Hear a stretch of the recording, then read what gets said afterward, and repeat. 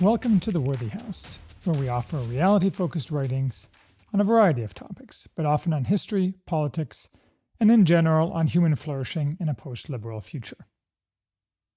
I'm Charles, the maximum leader of The Worthy House. Today we are reviewing Theory of the Partisan, Intermediate Commentary on the Concept of the Political, by Carl Schmitt. This is a book born of a particular time and place. The time was 1962. The place was post-war Europe. The West was frozen in the glare of spreading communism, paralyzed by the catastrophic end of the old European system, and wholly uncertain of the path forward. Since that time, the ice has broken and the West has lurched back onto the track. The wrong track, as it happens, but that's not what we're talking about today.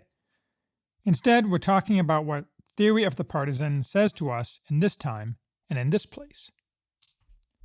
As befits its origin as a set of lectures, Theory of the Partisan is not a major work. Instead, it is an application and explication of one of Carl Schmitt's core lines of thought, the friend-enemy distinction, fully developed in his classic earlier masterwork, The Concept of the Political, which I have not yet read. That book is about enemies, enmity, and how it is that only through a politics of realism that enmity can be adequately limited, in order to avoid catastrophic conflict. The relatively narrow scope of this book does not diminish its interest, however, and has much to say about the modern situation of irregular warfare. Schmitt begins by examining what he regards as the first modern partisan conflict, that is, a conflict in which the partisans confronted a modern army fielded by a modern state. This was the guerrilla warfare during the Peninsular War after Napoleon's invasion of Spain from 1808 to 1813. While partisan, in general terms, is any fighter who represents a party, Schmitt says that if a partisan is defined as someone who engages in irregular warfare, for him to be truly manifest there must be regular warfare, and that only arose during the wars of the French Revolution. Prior to that, there was intermittent irregularity of war, and intermittent attempts to create rules of war, but those only became regularized and universal in the 19th century. In Europe, Schmitt expresses no interest in the rest of the world, though obviously such rules have never existed anywhere but the West. Thus, the partisan in the core sense that matters for this book could not exist before 1800. In Spain, the legitimate authority did not create the partisans. In many ways, the Spanish elite cooperated with Napoleon. The partisans were a spontaneous, decentralized movement with many small-scale groups and leaders. More specifics of the Spanish partisans don't really matter, and are anyway hard to determine at this remove. What matters is that they existed, the first to dare to resist a nation in arms. It was in part due to them that the Congress of Vienna created the modern rules of war, which rejected granting any legitimacy to partisans as a class. They were either a somewhat irregular type of soldier, but entitled to the protections of soldiers nonetheless, or simply bandits and outlaws, literally outside the law. The partisan is thereby bracketed, an embodied manifestation of enmity between two incompatible visions of the world, and such enmity necessarily tends to spiral upwards in intensity. And that is what we have seen, to the present day, 1962, from Napoleon's harassment by partisans in Russia to French war with partisans in Indochina, exacerbated by other changes in society, particularly technological changes. In order to fully grasp and discuss the partisan, we must fully define the partisan. First, he is an irregular fighter, not in uniform and not necessarily openly carrying a weapon. This is the starting point of departure from regular forces. Second, he is politically engaged, not a thief or criminal, although what that means can range greatly, depending on the politics of the moment, up to and including partisans who are better organized, due to party organization, than regular troops. That is, an irregular fighter is not a disorganized fighter. Third, he is mobile. His fighting demonstrates flexibility, speed, and the ability to switch from attack to retreat. With modern technology, including motorization, this characteristic becomes especially important. Basically defensive and tied to the earth, not an ideological revolutionist whose fighting is wholly abstracted from location. Thus, he is neither pirate nor corsair. Sea is distinct from land, an abiding fascination of Schmidt's later work. He agrees with Joan of Arc. I do not know whether God loves or hates the English. I only know that they must be driven out of France. His is a fundamentally defensive position. These third and fourth characteristics are in tension. Too much mobility, and especially mobility dependent on a greater power, and the partisan is merely a tool of that power, not a partisan. This definition also implies that mere resistance, or nonconformity in opposition to the ruling power, is not being a partisan. Thus Ernst Jünger's forest rebel, or his anarch, is not a partisan. Schmidt notes that international, that is, European, law has always lagged behind events when creating and updating formal structures to deal with partisans. The latest iteration of formal rules of warfare, the 1949 Geneva Conventions, addressed in practice the resistance movements of World War II, not the qualitatively different partisans of Mao Zedong or Fidel Castro, and did not materially address that most partisans of the time wholly lacked any of the indicia of regular troops. In effect, therefore, the conventions treated partisans as outside the protection of the rules of war. True, organized resistance movements theoretically were granted the rights and privileges of regular combatants. But what did that mean if the old rules requiring organization, such as openly carrying weapons and showing identifying badges of rank, were still in place, especially given modern changes in technology? Schmidt often cites as indicative of modern differences in partisan warfare the 1957 Swiss Every Man's Guide to Guerrilla Warfare by Hans von Dach, published today as Total Resistance and popular with certain subsets of Americans, on the left and on the right.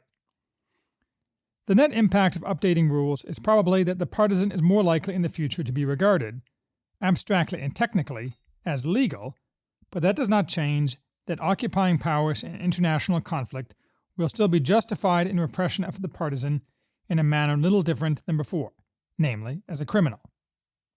Finally, Schmidt places this discussion in the context of his critical distinction, found in the concept of the political, that between friend and enemy.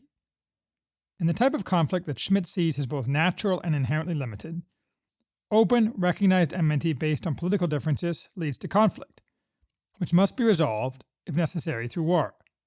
But that war is not an ideological war, where ideology means, in James Burnham's words, a more or less systematic and self-contained set of ideas supposedly dealing with the nature of reality, and calling for a commitment independent of specific experience or events. Instead, it is limited by being directed to political ends, which, if satisfied, lead to termination of the war. Not so with ideological war, a modern phenomenon, where the enemy is criminal and the goal, therefore, his permanent and total destruction. In non-ideological conflicts, the partisan is viewed by both sides as a criminal, outside the protection of the law, even if he is useful to one side. In ideological conflicts, in contrast, the partisan is viewed as a hero by one side, since he executes righteous judgment on the real criminals, the enemy. There is a just cause, but no longer a just enemy, and the partisan becomes a central figure of war. In this environment, law and rules such as the Geneva Conventions, with their many discreetly stylized compromise norms, appear only as the narrow bridge over an abyss. This is a variation on Schmidt's complaint that rejecting that enmity is natural and inevitable paradoxically makes war more terrible, since no legitimacy can be ascribed to an ideological enemy and whose feet the unnecessary existence of enmity is laid. Schmidt then turns to how the theory of the partisan has developed over time. He regards as crucial the change of partisans from self-generated, politically flexible groups to deliberately birthed political organizations. The ideology he identifies that made this possible, though, is not, as one might think, one of the modern furies. Rather, Schmidt identifies the French Enlightenment, as embodied in the Prussian elite, as the ideology, and the time very precisely, April through July 1813. In April of that year, a royal Prussian edict was formally promulgated and distributed, demanding the most extreme partisan activity against the invading French. Public order was to be destroyed, mobs were encouraged, reprisals and terror were to be the order of the day. The Spanish guerrillas, who were fantastically brutal, as were the French in their counter-partisan warfare, were held up as exemplars of behavior. In short, this document is a Magna Carta for partisan warfare.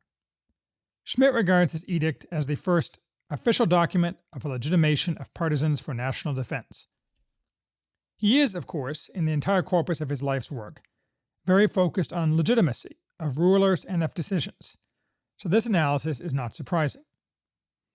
In the French Enlightenment atmosphere of Prussia's rulers, which united an aroused national feeling with philosophical education, the partisan was discovered philosophically, and his theory became historically possible. It does not matter that none of the asked-for partisan activity actually happened, and that the decree was rescinded 3 months later. By this decree, the partisan became a political actor, and the theory of the partisan as political was then developed further by Karl von Clausewitz. One could say that the partisan had become philosophically accredited and socially presentable. The logical and historical result of this line of thought was Lenin, who, unlike other communist revolutionaries, recognized the inevitability of force and bloody revolutionary civil war and state war, and thus also approved of partisan warfare as a necessary ingredient of the total revolutionary process. Lenin studied Clausewitz, and what he learned painstakingly was not only the famous formula of war as the continuation of politics. It was the further recognition that the distinction of friend and enemy in the age of revolution is primary, and that it determines war as well as politics. For Lenin, only revolutionary war is genuine war, because it arises from absolute enmity. This implies that there is an absolute enemy. The partisan was, in Lenin's view, the strongest negation of the existing capitalist order. He was called to be the true executor of enmity.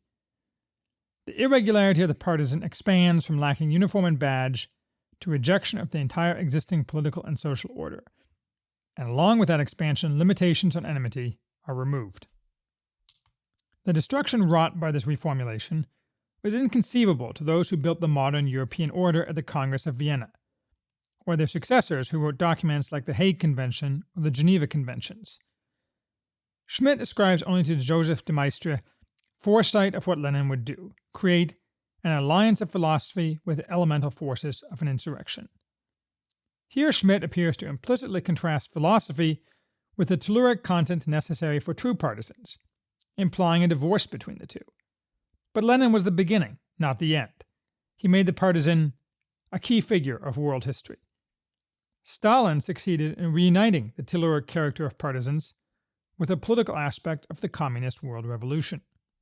Mao Zedong did the same, even more so, and furthered it by reuniting partisans with the Prussian principles of Clausewitz, both with respect to partisans and of embodying the nation in arms. For Mao, enmity could no longer be limited. Peace today is only a manifestation of real enmity. Mao is the inevitable conclusion of combining the theory of the partisan, ideological enmity, and modern technology. This poses immense problems for Westerners, who are wedded to rules designed to hem war about with limits. This conflict was embodied in a French general, Raoul Salan. Who, you say? Salan was the leader of the OAS, not the Organization of American States, but the Organisation Armée Secrète, the secret armed organization, the politico-terrorist arm of the Algerian French who perceived, correctly, that they were being abandoned by Charles de Gaulle, immediately before the time Schmitt was writing. Salan was a left Republican, entirely devoted to the secular French nation, the most decorated soldier in the entire French army, including 5 times receiving the Légion d'honneur. When, in 1958, after serving against partisans in Indochina, he was named commander of the French forces in Algeria, he came up against the partisan warfare of the FLN, the nationalist, Islamic, socialist, pan-Arabist umbrella group for anti-French insurrection. In Salan's view, he was merely meeting terror with terror, even if that terror was executed in part in France itself. Salan commanded 400,000 soldiers, yet lost to 20,000 partisans, and lost Algeria, where 1 million Frenchmen lived in their native land. The OAS was his last throw. He did not apologize, and remained mostly silent during his trial, during which he was condemned to death. though his sentence was commuted and he was pardoned in 1968. Schmidt's point is not to comment on the justice of either side of the Algerian War, but that the iron and inevitable logic of modern partisan warfare was a strange paradox with an insane logic which could embitter a brave and intelligent man and drive him to attempt a counteroffensive. Salan followed the logic of the situation in which he found himself, and thus he was himself transformed into a partisan, since, with a partisan, one fights like a partisan. He appealed to the nation against the state, to a higher type of legitimacy against legality. In other words, the modern West finds it unable to deal effectively with partisans. We do not understand them, and we can no longer fit them into a relatively neat pigeonhole in a book of rules, and the result is either defeat or bizarre mutation. This is Schmidt's lead-in to a more detailed analysis of the modern situation, or what was modern in 1962. First, the spatial aspect is new. The partisan, his abilities enhanced by modern technology, has a greatly expanded range of action in space, which allows, as in Algeria, a multiplication of force and effect. Second, there is destruction of social structures. The expanded power of the partisan allows a non-public sphere to develop within the res publica, which erodes the commonwealth and makes it unable to respond effectively. Because a few terrorists are able to threaten great masses, wider spaces of insecurity, fear, and general mistrust are added to the narrower space of open terror, creating a landscape of treason.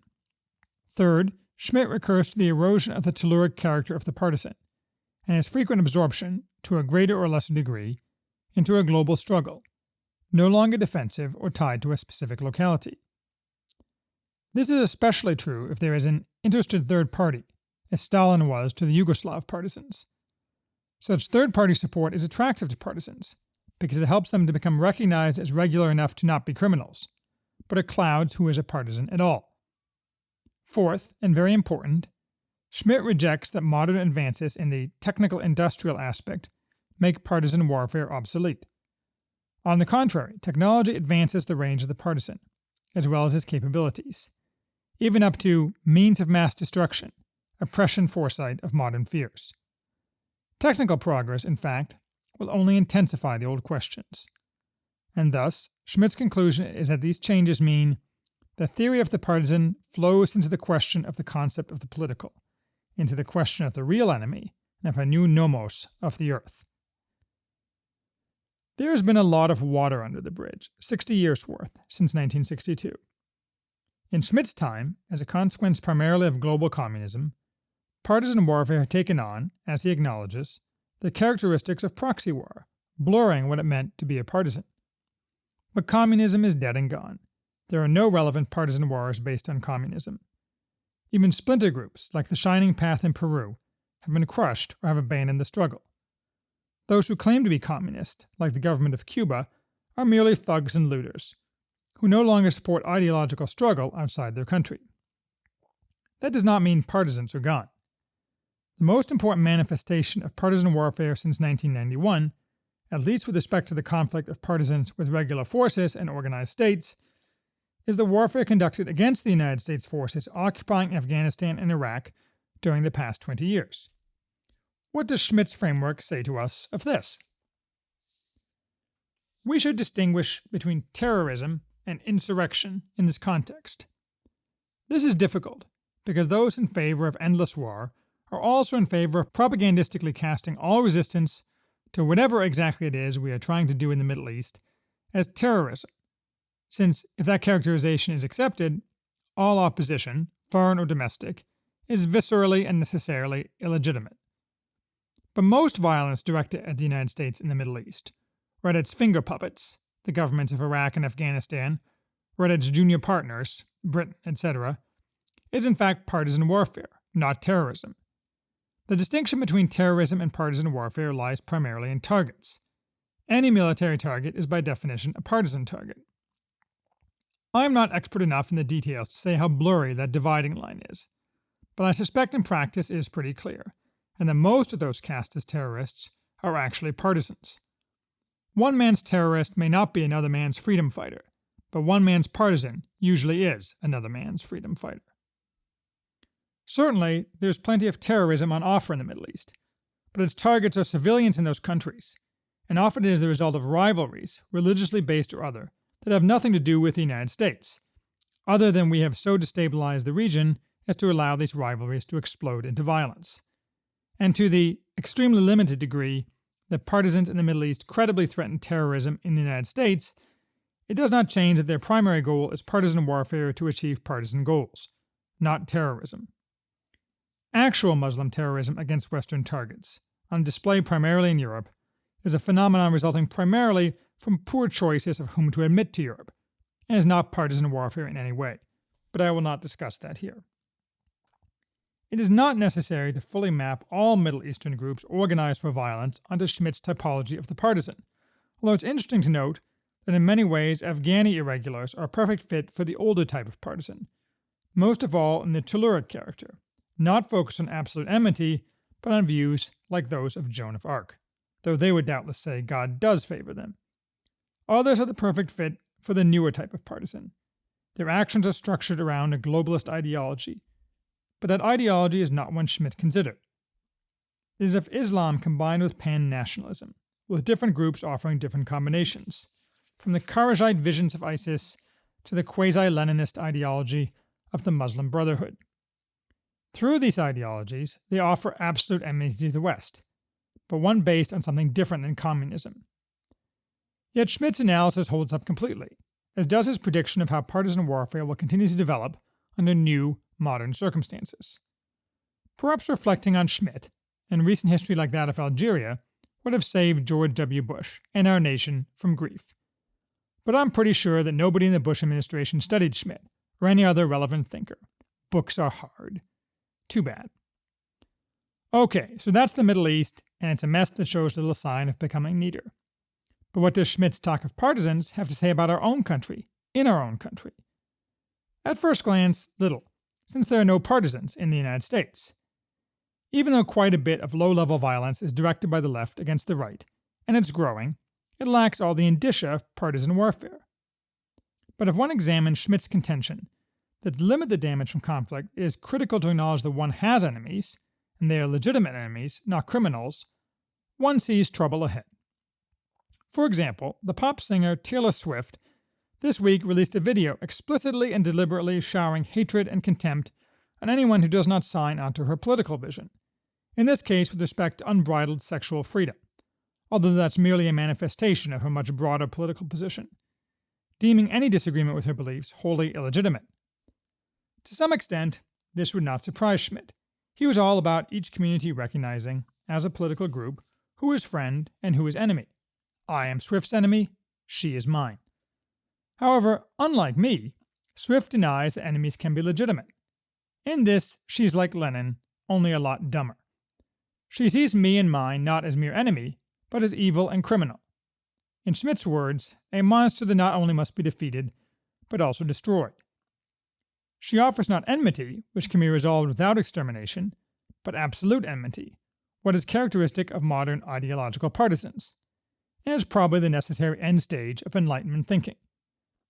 Like Lenin, she would gladly have me killed to accomplish her ideological goals. I, on the other hand, merely think that if we cannot get along, someone will have to rule, and better me than her. And if we need to be separate, that's fine too, though difficult to administer in practice. Perhaps she can live in northern Saskatchewan, in the new state of Taylorstan. Swift and her coven of feminized men and masculinized women are not legitimate, just wrong. About everything, to be sure, but that does not make them monsters. So far, Swift does not need to kill her enemies, as dictated by her ideology, since she has the elites in government backing her position and power in order to increase both. So far. As Schmitt clearly delineated, partisan warfare is no longer limited to that arising in reaction to foreign invasion, but can arise on the basis of political philosophy, including ideologies, but also, as I note above, including other belief systems. Many a civil war examined in this light has started as partisan activity. Thus began the American War of Independence in the Gunpowder Incident, Lexington, and Concord. And in its nature, partisan warfare against internal enemies with authority is like Shakespeare's definition of treason. Success brings legitimacy. Partisan warfare is a form of rebellion, and rebellion is wholly justified under some circumstances, none existing just yet, but many far from unimaginable. Looking at America today, Schmidt would no doubt chuckle grimly, and reiterate that where there are enemies, there must ultimately be a resolution, and a political solution, which is to be desired, is essentially impossible with those who have absolute enemies.